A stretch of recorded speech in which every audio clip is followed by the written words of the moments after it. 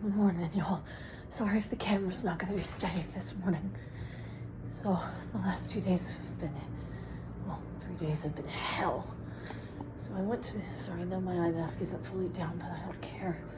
So I went to the emergency department on Thursday because my pain got so bad. I was almost rolling around screaming. I was starting to roll around and stim to the point I couldn't stand it.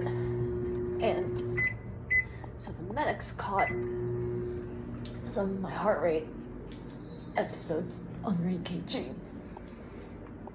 And they're like, this isn't fake. Mercy caught them on their EKG. My heart rate was 39. And they said, oh, this is wrong. But then when I said that they've been called psychological before, Mercy said, oh, okay. The doctor comes in and tells me everything is fine, that he's not going to do anything. But when I get my results in,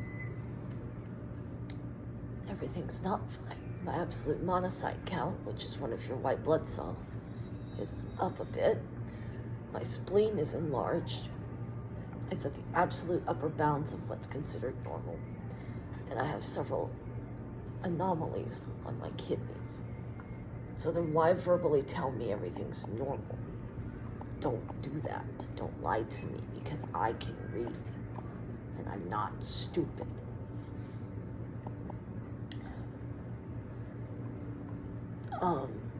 They did absolutely no pain management.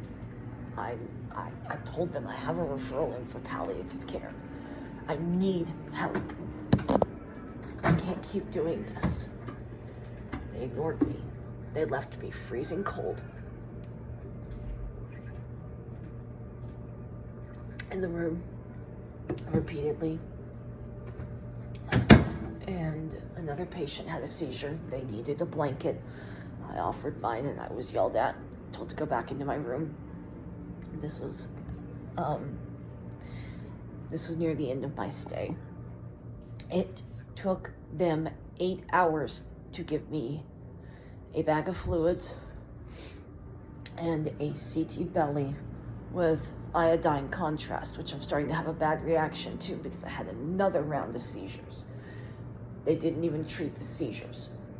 They kept screwing with my blood pressure readings as well. Every time that they would be abnormal, they would record it, but then they'd say, oh, that's fine. It's fine for your blood pressure to be that high. I'm like, no, it's not fine. Quit only putting the good ones down on paper. Please record these.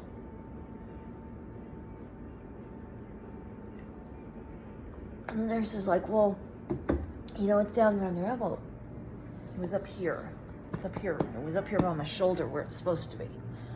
Because I made sure that every time I moved, I would make sure the monitors were in place.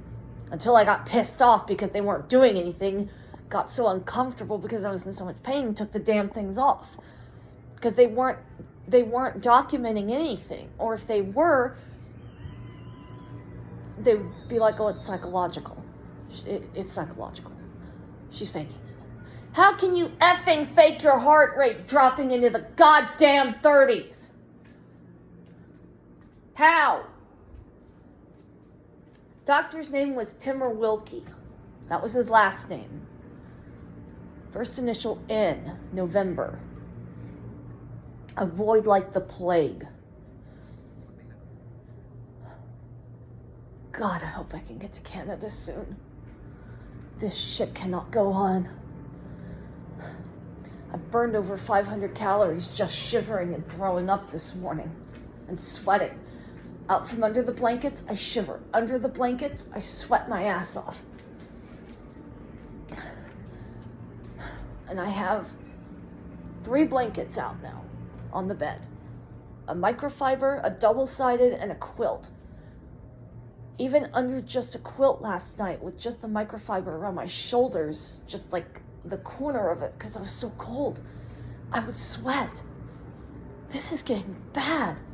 And nobody seems to think that this is a problem. They all think this is psychological, or that this is just normal. This is not normal. And there's lumps on the back of my shoulder.